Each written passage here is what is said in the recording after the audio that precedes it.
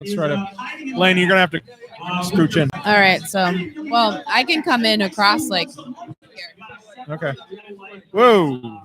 Hi, it's my face. We're competing with other audio here, everybody. What was that? All right. Oh, Laine's like doing the mermaid sexy hair flip over there. Hey, I need to get some volume, okay? You get some volume. You don't understand the trouble that it is to. So can you hear all of us right now? What'd you say? Yeah, I can hear you. Okay. Yeah. Okay. All right. It's really loud in here, though. It is. I'll be talking loud, which won't be hard for me. It's your thing. Yeah. So we're just gonna start this off just from the top, okay? Yeah. So are we going live now? I think we're still 5 out. Are we starting early? Oh no, we've started. We've started. I mean, we are. I mean, I know we're live, but are we about to do the intro? I think we have to do the intro. Okay. Okay. So we'll do the countdown. 3, 2, 1. Welcome to Cinema Psycho Show, the madhouse from film freaks and film fans of all types. I'm your host, Brian Cottington, joined by my fellow co-hosts and filmmakers, John and Laine Wooliscroft. Too hot to handle, too cold to hold. You call the Ghostbusters and they take control. Wow. That was exciting. Is it really that awful? Ghostbusters 2. That's what we're going doing to jump today, into folks. it, but I don't mean to get ahead of myself. Brian, what episode are we on here? We're on episode 115. Ooh. 115. We're on episode 115. And if you are listening to us and you're like, what is up with all the noise? Why are they yelling here? Why are they yelling into the microphone? Well, the reason is because we are at Pittsburgh Podcast Festival. Yeah, we're at Spirit in Pittsburgh Pod Laurasville. Con, and we're doing this thing live. So yeah, we got to talk a little bit louder than usual. Yes. But it's hard for me to realize that I'm talking straight into a microphone, so it's probably much easier for listeners to hear than it is for I me hope at the that moment. it's easier for the That's what listeners we're to hear. hoping. We're hoping it's a better situation. I do. So this will either be fine or our worst episode of all time. Let's find out. I mean, it can't beat the time that we brought someone who gave us a bad review on, and that one was pretty bad. That was really bad. So yeah, we're gonna dive right into this. No news bit this time around. Yeah, no news bit. We have all the news for you, and the news is about Ghostbusters 2. Yep. That's all we got. Yep. So how do we want to start this off? Well, let me ask you guys this question: what are your first memories involved with Ghostbusters 2? So I didn't realize this until recently, but like I entrenched Ghostbusters 1 and 2 together so strongly that like I kind of confused them as the same movie for a while. Yeah, like I didn't realize I had done this, but I have them very enmeshed in my memories. And I had forgotten that the second one does take place on December 31st. Yep. And I always wondered why I played on fucking New Year's Eve, like on cable. I always wondered that, and like felt like a real dumbass when I like finally like just watched the second one, because I usually watched them together. Now I loved the cartoon as a kid. Like, oh my god, the straight cartoon's up loved the amazing. fucking cartoon. So good, so good. You mean the real Ghostbusters because they stole the name to begin with, and then they were catty about it, but the real Ghostbusters at the front of the name? Was it cattiness? That's too bad. There was a Ghostbusters TV show in the 70s. Oh. And then there was a coke addict from Chicago and a coke addict from Groundlings got together and didn't look it up and wrote a script. Oh, how about that? Didn't bother to check. How about that? When I was a kid, when I was very little, I liked this one more than the first one. Me too. Yeah. Up until probably like when I started entering like my teenage years. Okay. And I just realized the first one is far superior. Yeah. But, and I think that it's because it's so similar to the cartoon, which, I love so very, very much. Like you. Right. Yeah, I love the cartoon. Yeah.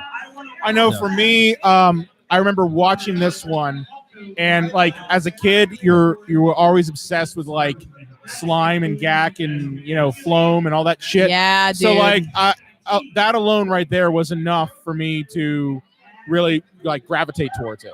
I was allowed exactly none of that shit. Like my mom outlawed gack. She outlawed Floam. She was like, that will not be in. Floam's like the mildest of all the things. She was like, I'm having none of that shit in my house, which I respect. I respect it. Wow. Well, I had the Ghostbusters firehouse, and it came with the slime that you could put through the top. My mom was like, hell no. Yeah, No, even your mom. I'm Your mom taking was the like pretty slime. lax You can with have that the house, stuff. but Yeah. I'm taking the slime. Your Your Yeah. mom was pretty open-minded when it came to like child playthings of fluid. She didn't want whatever god awful poison that was on her carpet. Well, that's the thing. Like for me, the gack actually like leached into the carpet from my toy box. Like, I had a toy box. The gack was in there. That gack got out in there, leached down. And when we actually moved out of that house, the gack stain was still there. Oh shit! Yeah. So when I was a kid, people were playing with it. I remember there was a fire in my elementary school.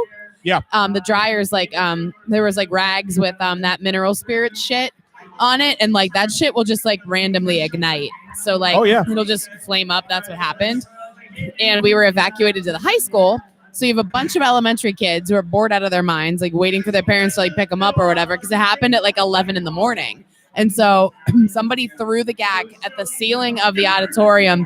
It stuck there. Wow. Stayed there for like 2 years, legit 2 years. Just hung there. Wow. It was crazy. It was like the stuff of legend. Guys, we're getting a little ahead of ourselves. This is another edition of Really That Awful. Really that awful. Since we're at Pittsburgh Pod Con, John, do you want to, for the uninitiated, because we are trying to do this thing live, like right now on YouTube. Yeah. So for the uninitiated who have never heard of Really That Awful, do you want to give us a quick definition of what that is?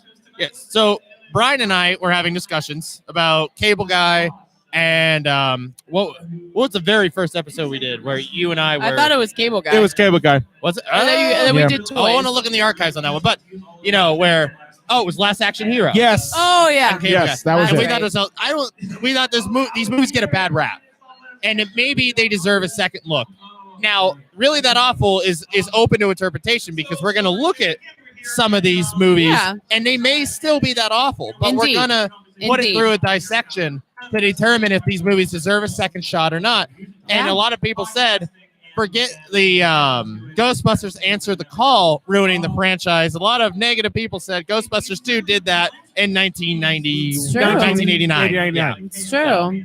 And Ghostbusters 2 is one of the, it's as you mentioned in 1989, that's one of the movies that came out during that summer, right? Summer of 89. Summer of 89, which honestly, in my opinion, is one of the best years for films. 89. A lot of strong franchises come out that year for sure. Definitely. So I never felt that this movie was bad. I really didn't. I always felt that this movie was misunderstood. I felt that it's not as friend of the show. Friend of the show. Who I don't think it looked me in the eye entire time. He was wearing sunglasses. It was hard to tell. Yeah. Well, I was gonna say like if I met him, I would have asked him, one, can you explain to me the concept that went through your head when you created Nothing But Trouble? Because that's one of my favorite movies. But I would also have asked him, like, did you fuck that ghost? He definitely did. Well, he at least got, he got like a suck job. A spectral job. Yeah. Which, I don't know. Slimer went through Venkman. How does she have suction power as a ghost? I don't know. There's different classes of ghosts. They all have different talents, I suppose. Which there There's is a class 10 vapor. And it of didn't have to be a suction she, by the way. What? You said for the ghost for the sucking? Yes. It's clearly a woman. That's a woman. Yeah. Oh, you see the ghost? I thought you guys were talking about that scene where in the movie. he's like, having a dream almost. That's the ghost fucking him. Yeah. Oh, I didn't see He's that it was. fucking the ghost. I didn't see it was a lady. I don't know. It's a lady. Oh, yeah. It's like a like blonde-haired woman. That's just floating well, I above just him. saw like the sheet go down and. Well, the sheet goes down and zipper goes down. Yeah. Well, I guess I No, missed the there's ghost a part. woman's face. This is 1984. This is Reagan's America. There's no know. chance that Ray's getting blown by a dude. Okay, Not 1984. I was trying to be open-minded. Behold my 84. failure. Yeah. So, but with Ghostbusters 2, they really like tried to almost get rid of a lot of those like darker elements. It got a little Disney-fied. It got Disney-fied. Cleaned it up. I think part of that is because of the fact that Real Ghostbusters was really popular around that time. Well, Yeah, guys, that's true. I would say this is the perfect sequel to the cartoon.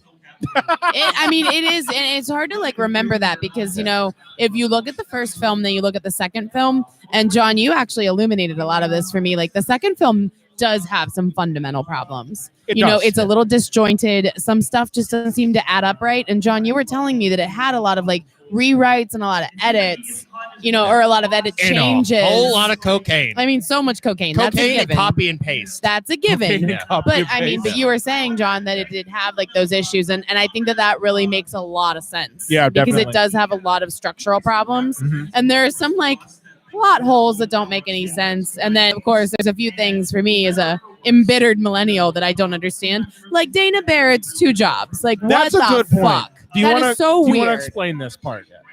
With Dana Barrett's 2 jobs. So in the first movie, is she a cellist? Is that what her instrument? Yes, She's a yes. cellist. She works in the symphony. Right, and so she plays for the symphony. She's like first or second chair or whatever, and that's fine. I get that. Totally fine. But when she has her son in the second movie, she has her son, baby Oscar. Who's an ugly baby. He is an ugly He's baby. not a good-looking kid. I'm not gonna lie. But she's just like moonlighting at this like art restoration center.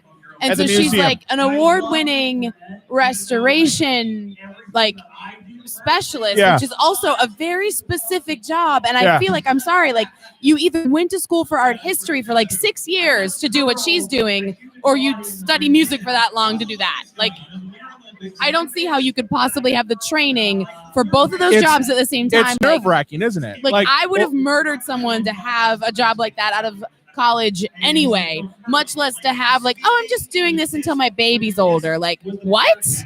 Well, that's the thing. Dana also moonlights as an astronaut. Apparently. I mean, how did she get that beautiful apartment with one income outside of Central Park? Right? in New I York don't City. get it. Yeah. I don't get it. And the location of Spook Central.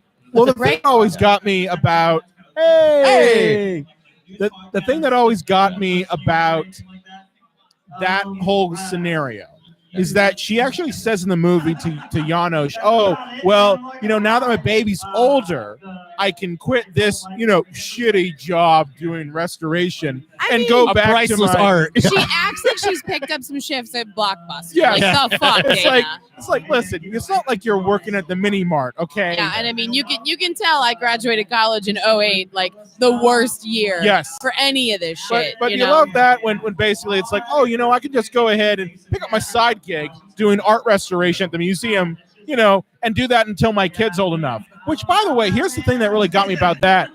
She has a nanny Yeah. in the movie. Dana Barrett sells drugs. There's Yes. that's the only answer. Oh, She's that's a Pablo bold leap. Escobar. Okay. All But right. guys, I love how you guys are talking so much about Dana Barrett, but you're both overlooking the fact that somehow Dana has 2 unbelievable connections to the end of the world ghost attacks. Okay. Tell me more. Explain. You guys are just not bothered by the fact that Dana Barrett is immediately with Zool and also connected with Vigo. I mean, ghosts kind of follow the lady around. Fun story. There is a deleted scene in the movie where Egon believes that she is somehow cursed and connected to all the paranormal experiences of New York City. Why do they not mention that? And that it's passed on to her son. Why is that not why is that not You a know, thing? Why is that a deleted scene? That would be great fodder for a sequel. Yeah, well, like the You third know? one could have been all about Dana. Or no, about Oscar. I would say about Oscar. Oh yeah. Well, I mean, Dana could have been in Well, it, I they guess. could do that 5 years later again, which we haven't mentioned. This came out in 1989, the first one in 1984. 5 years is a long time to keep audiences enthralled, even with a huge hit like Ghostbusters. It's Yeah. true. 5 years is a So, little too long. yeah, I don't know what took so long. I mean, I think Dan Aykroyd was ready 10 minutes after the first one was finished to start the Right. next Well, one. I mean, they had Bill some Murray, not so script much. problems, and two, I mean, and it turned to like fizzle out when they tried to make a third one. So I think it was just trying to get everybody on board, you know. Yeah. Now, did Harold Ramis, did he direct the second one as well?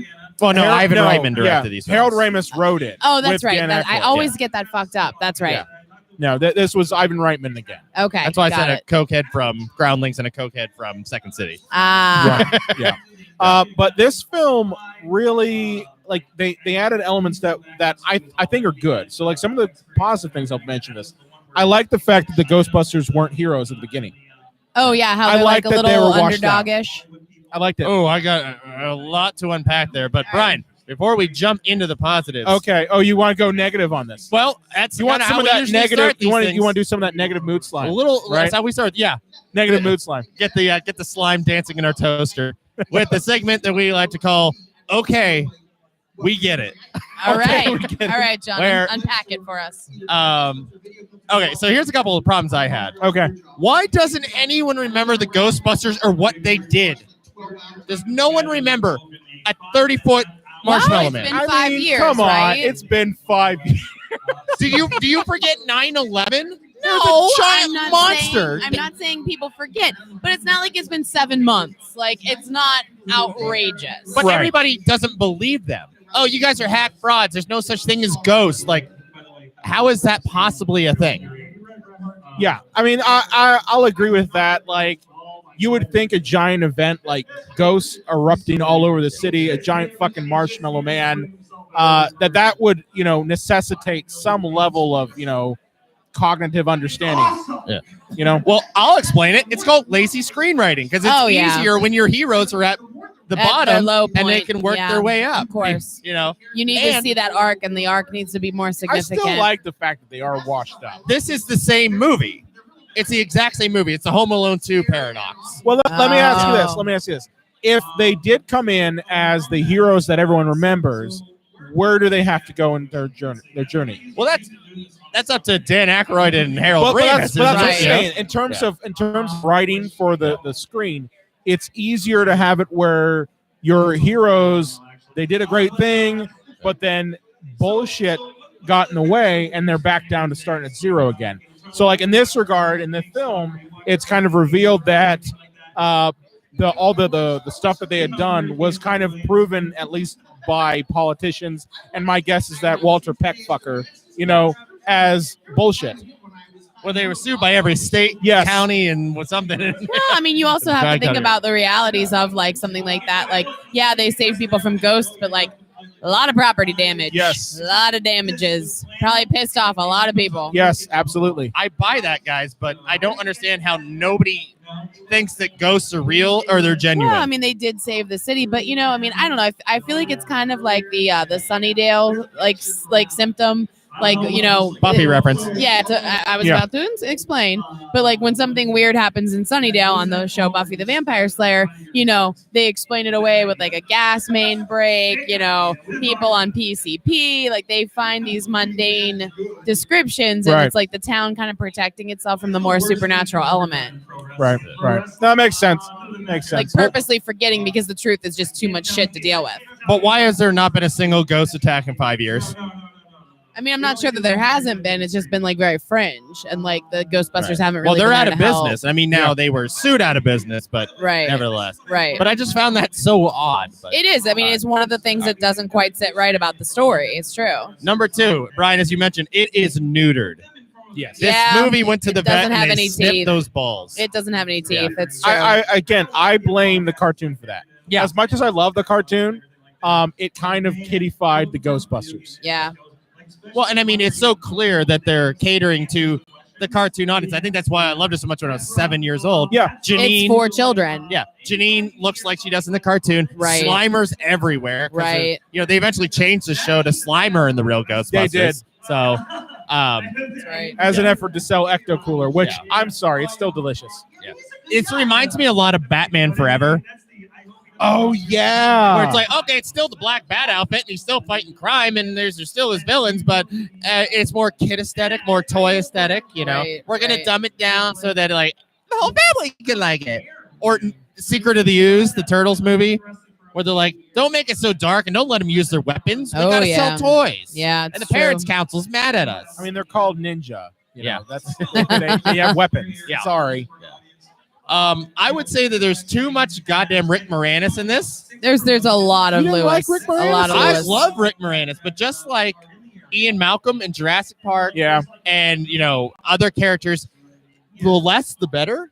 It's like seasoning. You can't use too much, or the dish is just like a muddled mess. You need to like lightly season. Like using like bacon in a dish. Like you need a little bit, to give it body. When you put it like in a corn chowder. But you need I mean, a little bit of Lewis. You gotta to admit season that the times when Rick was in those scenes, he became the central focus. Dude, of he's those amazing. Scenes. There's no question. The courtroom scene is probably the best scene because he's so goddamn funny. He's so fucking funny, and he steals the show. I even like the romance between him and Janine. Yeah, and I mean, there's almost a point though where it does feel a little uncomfortable to me, like when they're babysitting for Dana.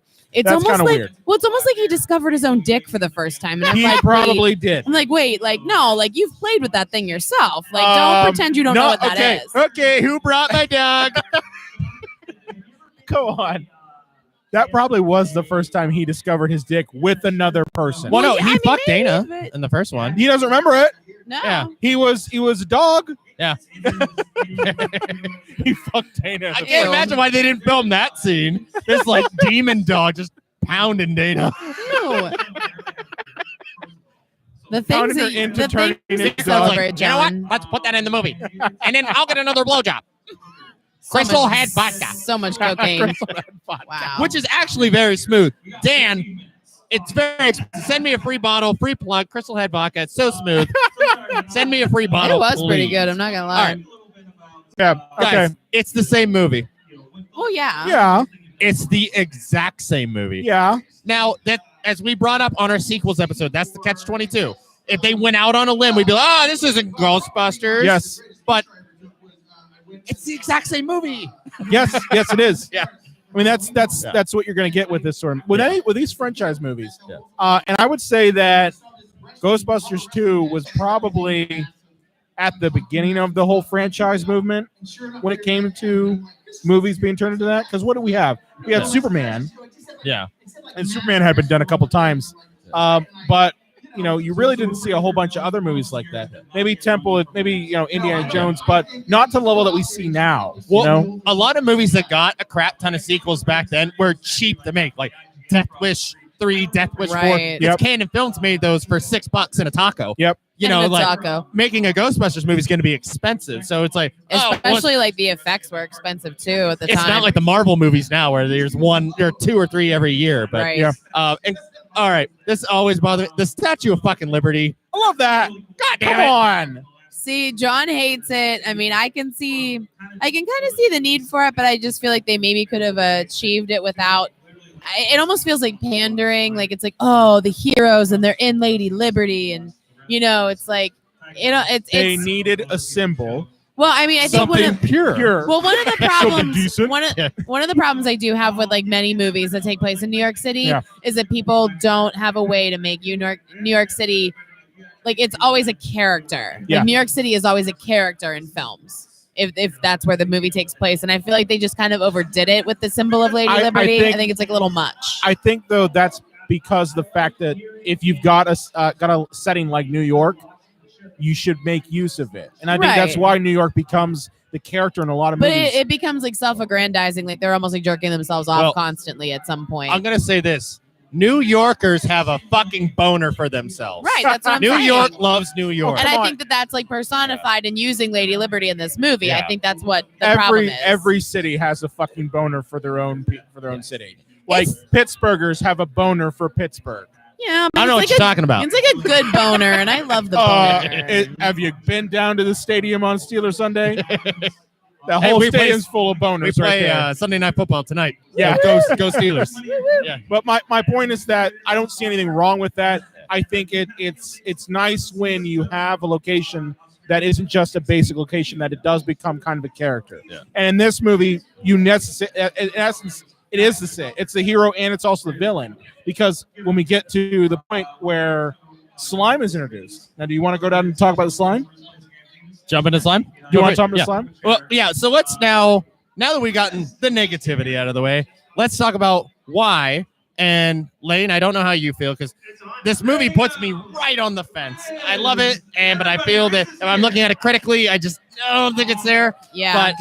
But let's talk about the positives and say why this movie has a lot of decent qualities to it. So you mentioned. Okay, so for me, I think the slime is a nice aspect of it.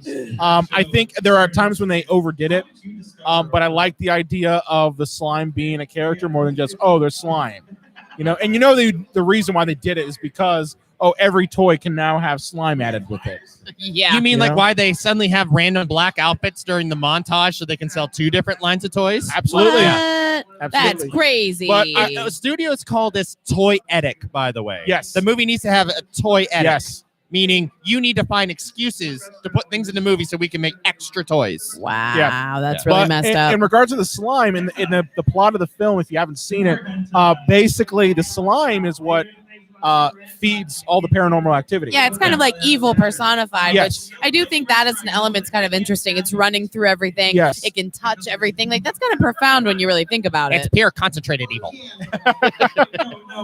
But basically, like the slime is kind of like the energy source for all the paranormal activity, and that the bad attitudes that people in New York have, which I find funny, distills down into the sludge, as Winston calls it. And ultimately, what the whole moral of the story is that, you know, the only way you can counteract that kind of negativity is with positive energy, which then they make into positive slime. Yeah, I mean, it gets a little This slime is convoluted. positively charged. Yeah. But all It's right, like, how'd you do that? Oh, we're not going to show you.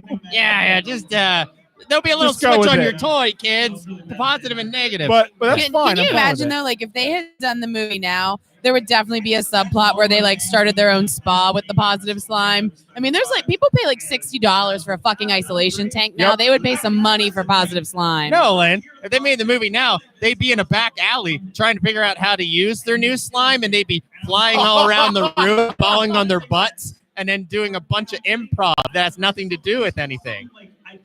And then they'd be like, there's not enough wontons in my soup. Leave my lady Ghostbusters alone, you hater. Ghostbusters should be men. Oh my god. You did your. Not my movie. I was going to say you did your best Vince McMahon right there. And Captain Marvel should smile.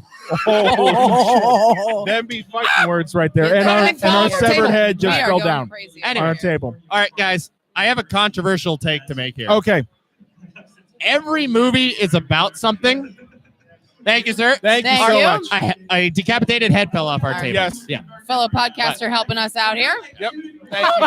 And one of the eyes popped out. We All lost an eye. right, but guys, Popped out.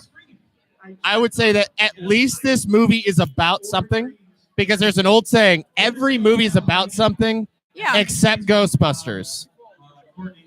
Ghostbusters is about nothing. The original. And there are a bunch of film essays to back up this For theory. real? Oh yeah, it's fascinating reading. Definitely like Psycho's You Nation. can't- Look that shit up. It's really you can't interesting. actually say what Ghostbusters is about. You know, every movie's about something. I think it's abstract. about a group of people battling ghosts. Isn't that what Well, it no, is? no, it's say like But like a greater You know, theme. Like yeah. this is about like, you know, like unfair, you know, practices I mean, in that's- the society, or you know what I mean? Like No, that's a good greater, point. like That's overarching a good theme. point. Ghostbusters also has the original has very little plot, and it's a Republican movie. It's Yeah. Republican It propaganda. seriously is. Yeah. It seriously It's is. very like Whole not liking anti-small the business, EPA or very any of that like stuff- yeah, stuff. anti-regulation. Yeah, the private sector is evil, and it's the little guy who runs his business is going to save the day from the corporate bureaucrats. right. Small government, you know, business that's- owned. It's That's what I meant. I think Yeah. I said anti-small business. That's not Yeah. what I meant. yeah, Republicans actually love this movie. So Ghostbusters is far from perfect. And we Yeah. don't, Right. also don't need to mention Dan Aykroyd's blowjob again, But you just did. which is actually a scene where they go to an old Confederate place to investigate the paranormal there, and they are actually sleeping up in the old brothel area. Oh. That's why he gets a blowjob. But they cut Nobody all that out. explains that. It's weird. Yeah, and they do kind of like it's like a dream sequence. Yeah, So because yeah. Dan really wanted his boner in there. Okay. Give me free vodka, Dan. But so Ghostbusters, the original, is far from perfect, and at least this movie is about, It's about something, something. has a congruent plot. I mean, there are pacing issues. And just for our friends, Yeah. like out in the Yeah. the space of the world, what is this movie about, John? The second one. Well, it is about people coming together and the unification of positivity to overcome any obstacle. That no matter how much evil is out in the world, that if we work together, we can change the world by the Okay. power of positivity. Got and it. Got it. We Yeah. can destroy bad slime.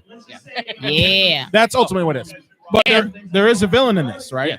Yes, Yeah. Vigo. Vigo. Vigo. Yeah. And I would just say, and to wrap up, at least Bankman has an arc in this one.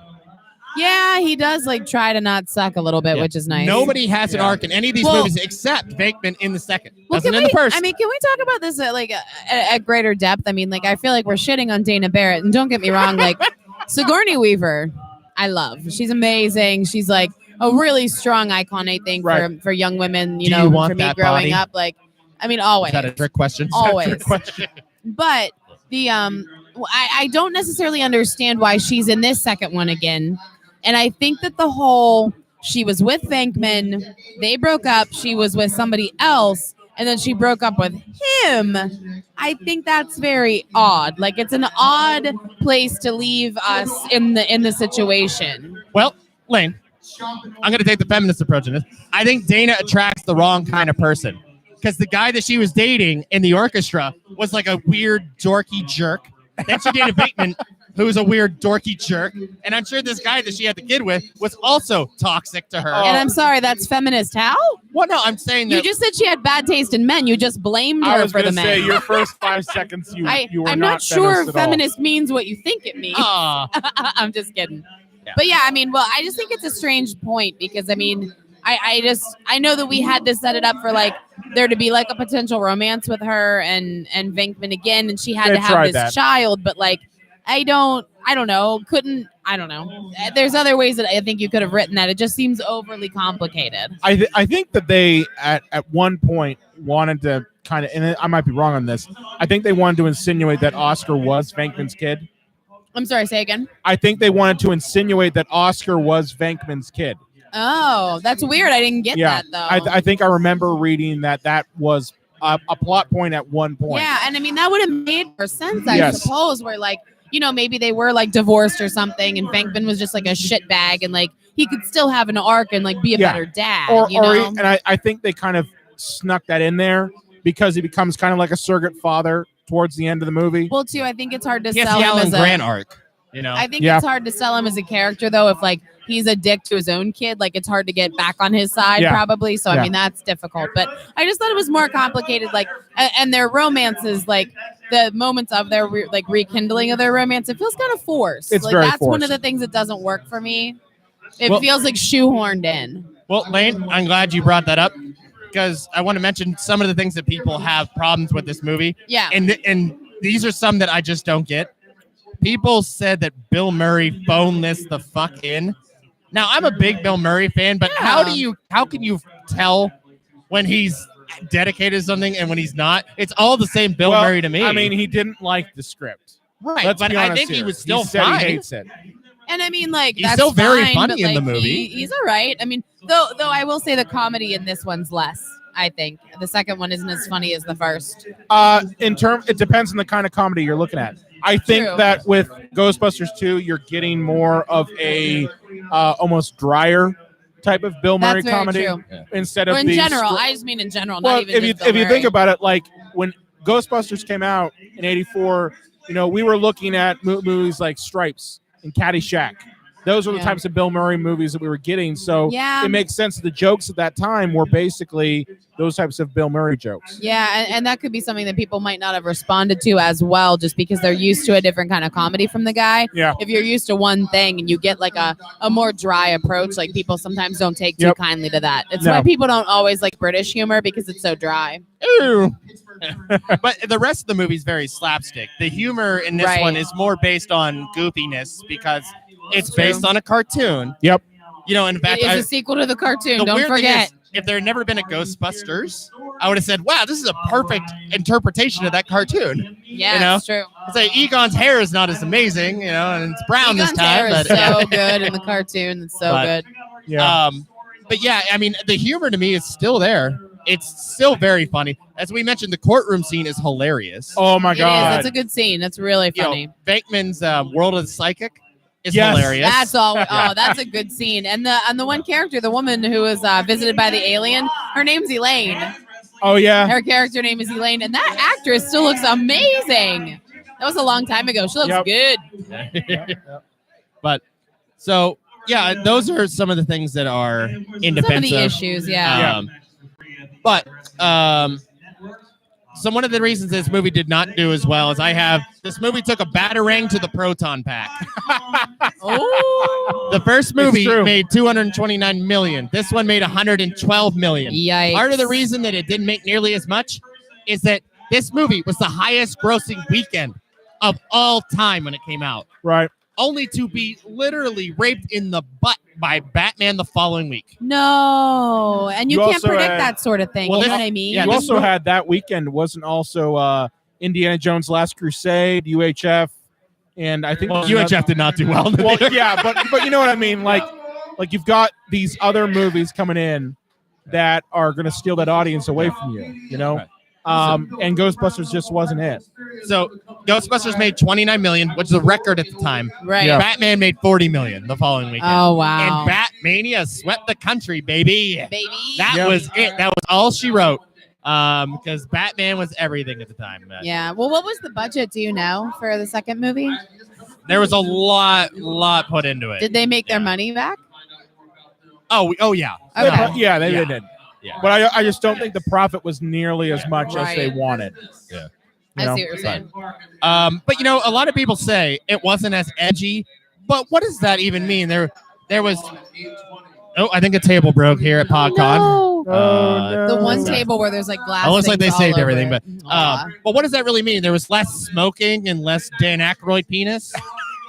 I mean, I'm kind of okay without those. There was things. still plenty of edgy jokes, like when Egon says, "I think she's more interested in my epididymis," right, which is the valve that connects the testes to the seminal fluid. Oh, yeah. Who knew? When they say, "Oh, I'd like to do a gynecological test on the mother," and Bateman, I think, says, "Who wouldn't?" Yeah, there's still plenty of adult humor in this movie. I just don't think it's nearly it's something too. obvious. I think like too, it's a bit more cerebral. They kind of put it over like kids' heads, you know. Yeah. But so I don't really know what was so overly edgy about the first one that we did not get in this one. Now I think that there was just more cartoonish humor. And I think that is a lot of visual people gags. are blinded by that. So it's not that it's not as edgy, it's that there's a lot more silliness that wasn't there before. It's almost campier in a way. And you even look at the ghosts. The ghosts in this one are more cartoonish. Yeah, not as scary, I feel. Like you have that kind of like reptile creature that like goes through the arch. That's automatically pulled from real Ghostbusters. Right, absolutely. And Brian, you had mentioned this. My problem was that nobody remembered they were Ghostbusters, but you're right. The opening where we kind of get what they're all doing now is fantastic. Oh, yeah. And there's a lot of foreshadowing there with Egon and Venkman, because Venkman gets a guy in the show that says the end of the world will come New Year's Eve, 1989, which, they prevent that from happening, but it almost did. And in Egon's lab, he's testing the result of negative reinforcement on people. I saw that. Yeah. I saw that. That's pretty cool. Yeah, and there's, it's real cool to see what Egon would be doing, what Venkman would be doing, and the fact that they're relegated to doing birthday parties for little shits. Right. Which the little boy that calls them like frauds is Ivan Reitman's son, Jason Reitman, director of Juno and Up in the Air. Yeah, that's amazing, isn't and it? Blew my goddamn mind. His daughter is the little girl with the puppy in Venkman's, not Venkman, Egon's. Now let's take away the puppy. Yeah. Let's see what happens when we take away the puppy. Yeah. Guys, I'm feeling like I might be Egon for Halloween this year. Oh, really? I feel like that would be dope. Like Egon with titties. I haven't picked a Halloween costume yet, but it'd be so cool to do like a victory roll instead of his Carl in the front. Yeah. I'd be into it. I would say that it's awesome actually that it took 5 years for this movie, because it provides a fresh perspective. It's not. I do think the separation is important. Yeah. I think that was a good choice. It didn't come out like 18 months later where it's like they're still in the heart of everything. And I think it's rare that movies of this caliber would come out 18 months later. You got like the only one I can think of in my head that did come out 18 months later was Hellbound Hellraiser 2. That was from a smaller studio. That was after they had screened Hellraiser and everyone knew, oh shit, this is going to be a really good movie. So they were literally working on the sequel while the first one was playing in theaters. Yeah. So but that's rare.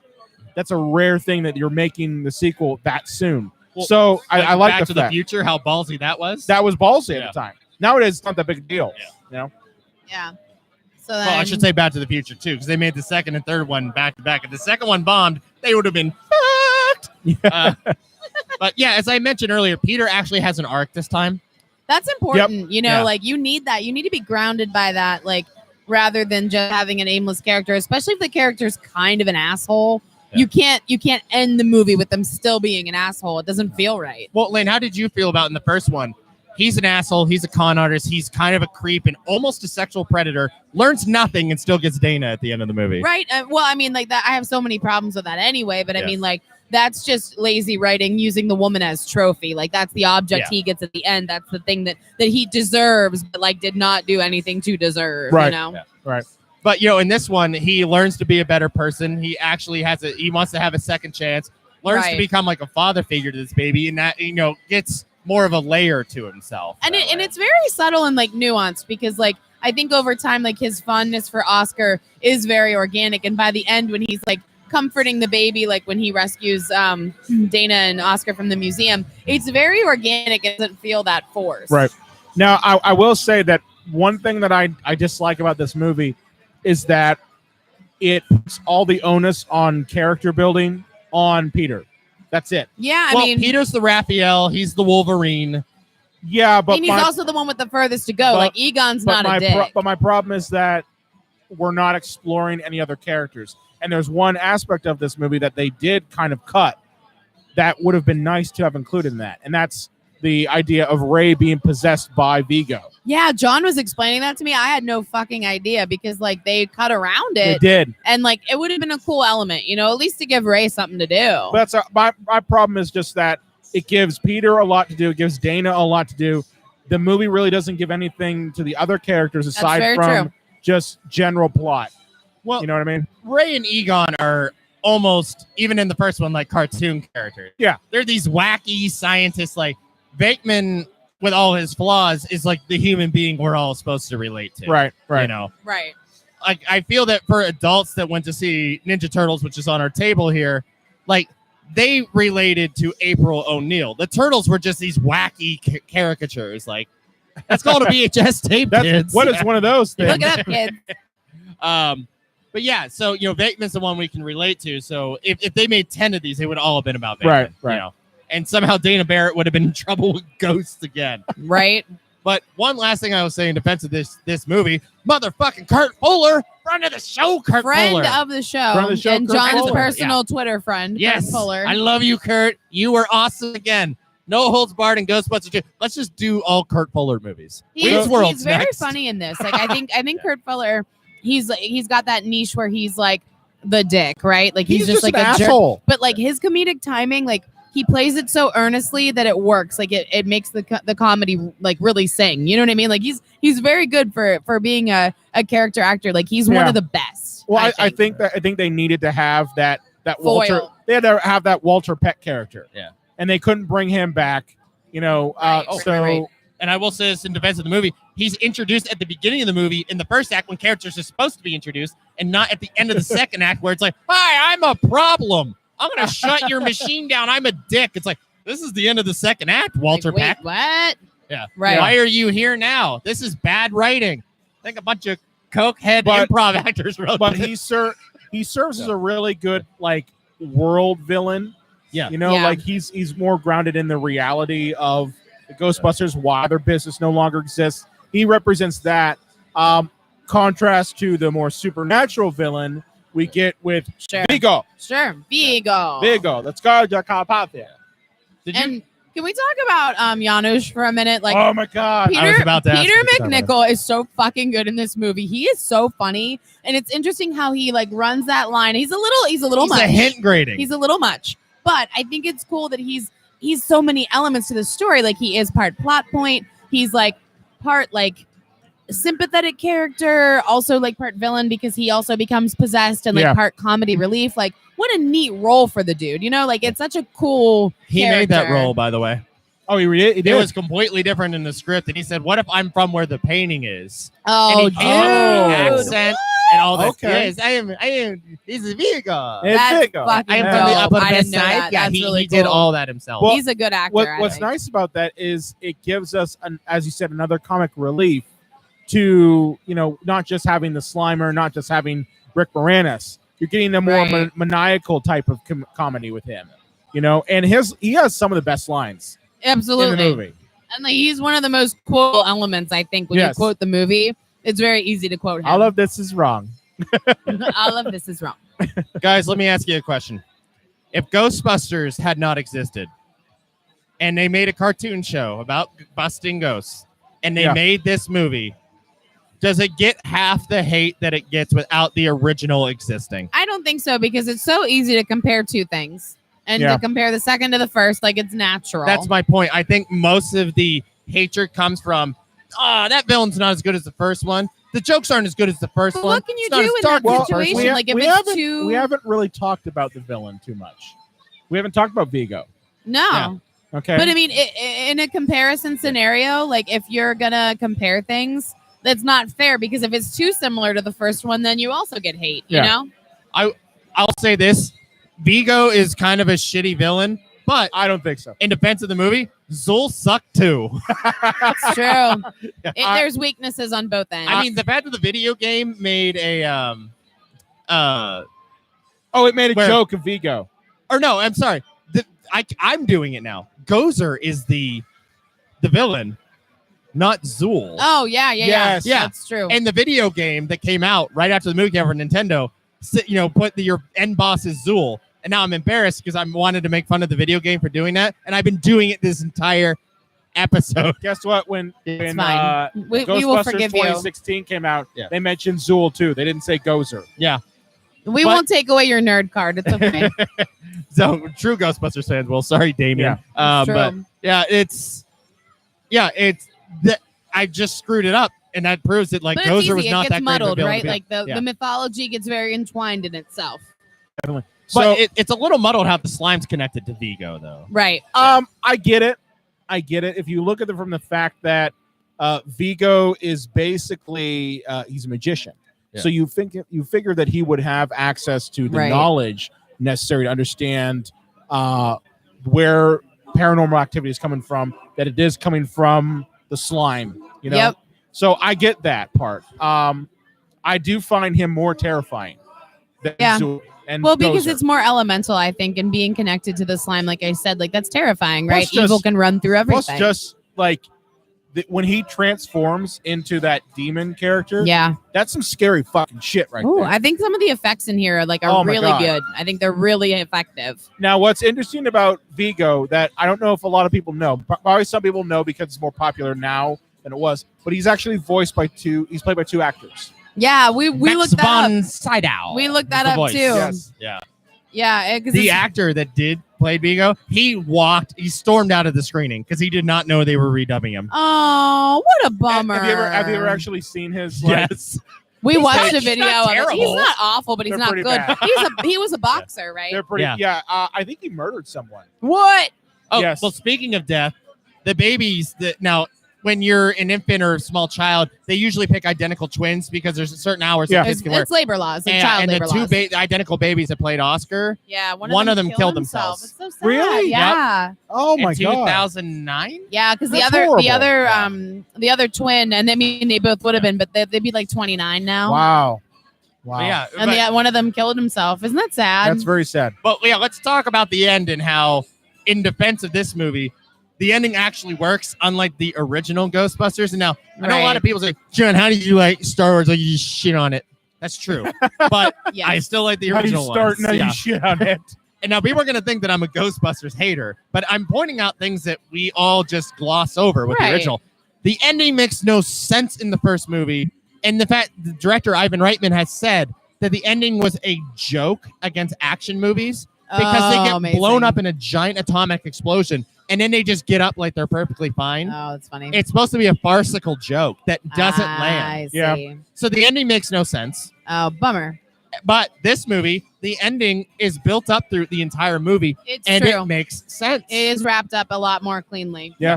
Because he's winning. Vigo's winning. But then New York actually comes together thanks to the Ghostbusters and the power of positivity. And that destroys him because all that positive thinking is going against all that hatred in New York that he was powering himself with. Right. Yep. And then they're able to just blast him back into the dimension that he came from after he turns into Ray. Who was I the only one that got a boner when Ray was Vigo? I mean, you pretty much loved it. I thought it was pretty cool. And like they did bring elements of that whole possession plot into it. I mean, like the moment when Ray is like analyzing the painting and he gets a little bit of red in his eye, that's supposed to signify, at least to me, at least when I watched it, that something. But apparently, what had happened was these scenes were actually turned into the coloring book that got sent out to other countries. So if you look at the coloring book from the time that was sent out to other countries, you'll find those scenes in there. Wow. So like they actually like have segments of the scene taking place. Can there be like an adult Ghostbusters coloring book? I'd buy the shit out of that. But my point is like, on the Autobahn. but basically the scene it takes place is after they're at the museum. Right. Ray is driving the car and he's screaming at people in the car and he's like driving like a crazy person. And he actually says, I'm going to just kill us all. Shit. And like, I think Venkman or Winston socks him in the face. And it's right as he crashes the Ecto-1. Shit. And he's like, guys, what happened? You know? And so, that's not something that comes like, well, they reuse around. it in the montage. Yeah, they do. Right. That's when like Venkman's in the back, like, what's he driving so crazy for? Yep. You know, and you're just supposed to think, oh, Ray's a bad driver. And you can actually see Dan Aykroyd like acting crazy a little bit in the background. Wow. Like he's moving That's around fun. a lot. That's for a rewatch, right, guys? Yeah. But it's interesting. Like they took those elements out, but they did keep parts of it though. Like because we do get to the end, and you know, Vigo needs that body that he wants to possess so that he can be in power in the 21st century. He doesn't get Oscar, but he's like, well, my next second best is going to be Ray. I want your body. Can we point out? All right, here's something negative. Can we point out how his plan makes absolutely no sense at all? Dude, I'm going to inhabit the body of a baby. Yeah. And I'm going to be helpless for 2.5 years. Yeah, but I'm going to bake up my evil, and by the time I'm ready to walk, I'm going to be fucking evil. Have you ever seen The Omen? That's true. But then that's the plot of The Omen. They didn't know he was the spawn of Satan. True. The thing is, if you want to rule the world, do you put yourself in a completely helpless situation for 3 years? I mean, it doesn't make a great deal of sense, dude. And he's got to grow up before he can kick. Why wouldn't he just go into Ray from the outside? He's thinking about evil, all right? I'm telling you. Thinking about evil. The Omen. It's stupid. It's The Omen. It's basically the plot of The Omen, only we're now dealing, instead of Satan, we're dealing with Vigo. So I get that. I think it works. Right. It also kind of ties in why Dana's being targeted, why Oscar's being targeted. So there had to be some sort of element of why we're targeting Dana again. And that's the reason why. Right. Would the baby start talking like as Vigo right away? Like, I, Vigo, as baby, rule the world. Yep. I think it'd just be great if he's like taking a shit. He's like, I, Vigo, have defecated into this diaper. You shall now deal with it.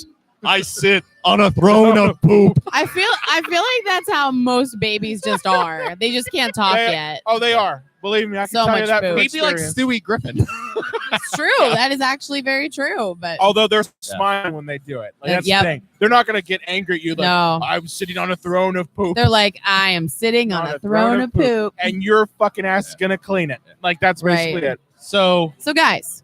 Oh, Laine. Sorry, okay. Well, 1 point here. 1 point. Go ahead. I just want to point out one last thing. Ghostbusters, and I know that for our fans that have listened to all of our episodes, first off, thank you. Thank you. Thank you a lot. Secondly, like a million I know times, you're sick of hearing this, but it's the first time you're ever listening to us, and it's the first time you're ever hearing it. I say it a lot. Lightning in a bottle. Yeah. Ghostbusters shouldn't have worked. It shouldn't have happened. So many movies shouldn't work. Should have said, we're going to make a horror movie comedy about ghosts with the guys from Saturday Night Live. I was like, what the fuck? No, seriously. You know, it shouldn't have worked, but yeah, and it shouldn't have worked as a script, and it just did. And nothing is going to live up to that. It's never going to be as good. As much as you want something different, you don't. And you know, it's going to paint and color everything. Yeah. You know, whether they do like a sequel or they do a remake or they do another remake down the line. Yep. You know, or a sequel to the first movie, you know, in 10 years like they're doing now with Terminator and everything else and Halloween. Yep. So that's such a difficult thing to deal with. To recreate that magic, you know, it's hard. But sorry, Laine. But go ahead. Well, I mean, what I was gonna just say, guys, like Ghostbusters 2, really that awful? Like I was gonna get like you guys' final thoughts, you know? I would say it's not that awful. I would say, and maybe it's the nostalgia. I mean, I recently watched it again Not even for this review. I watched It's on Prime. It's on Prime. I watched it because I was still at home on paternity leave. Right. And even though I'd grown up with Ghostbusters, I was a fan of it back then, even though this movie was one of my favorites back then, I still found it enjoyable. Right. And can it really be that awful if you're finding it enjoyable? So are there problems with it? Absolutely. Yeah, it has problems. It has problems, but I think it does a pretty decent job of continuing what a sequel should do. It continues the story. You know, it picks up where the last one left off and continues the story forward. So I think in that regard, it is successful. Yeah.